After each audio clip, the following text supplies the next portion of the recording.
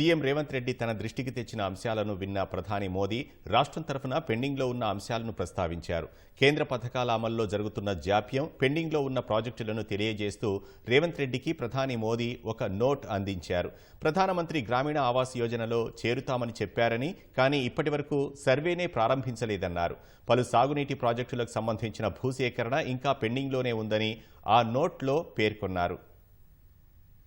తెలంగాణకు సంబంధించి పెండింగ్ అంశాలను వివరిస్తూ సీఎంకు ప్రధాని మోదీ కూడా ఒక నోటు అందించారు. 2016-17, 2017-18 ఆర్థిక సంవత్సరాల్లో ప్రధానమంత్రి గ్రామీణ ఆవాస్ యోజనకు సంబంధించిన 70,674 ఇళ్లు మంజూరు చేస్తే ఆ పథకాన్ని అమలు చేయకుండా కేంద్ర నిధులు తిరిగి ఇచ్చేసినట్లు నోట్లో పేర్కొన్నారు.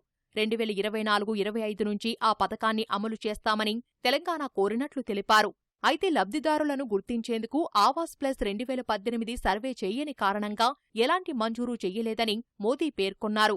ఆవాస్ ప్లస్ 2024 మొబైల్ యాప్ ద్వారా ప్రధానమంత్రి గ్రామీణ ఆవాస్ యోజనకు అర్హులను గుర్తించే సర్వేను ఇప్పటికీ తెలంగాణ ప్రారంభించలేదన్నారు. ఆ సర్వే గడువు మార్చి 31తో ముగుస్తుందని నోట్లో వివరించారు.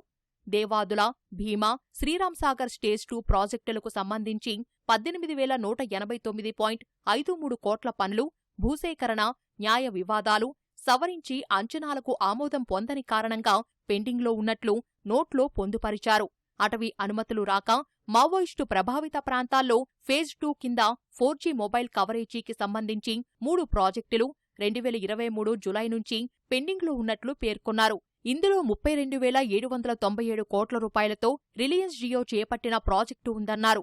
బీబీనగర్ ఎయిమ్స్ కు సంబంధించి తెలంగాణ ప్రభుత్వానికి చెందిన వివిధ సంస్థలు నిధుల విడుదల చేయనందున విద్యుత్, నీటి సరఫరాకు సంబంధించి 1,365.95 కోట్ల రూపాయల పనులు పెండింగ్లో ఉన్నట్లు తెలిపారు. శంషాబాద్లో 150 కోట్లతో తలపెట్టిన 100 పడకల ఈఎస్ఐ ఆసుపత్రి నిర్మాణానికి ప్రభుత్వ భూమి ఇవ్వక పెండింగ్లో ఉన్నట్లు పేర్కొన్నారు.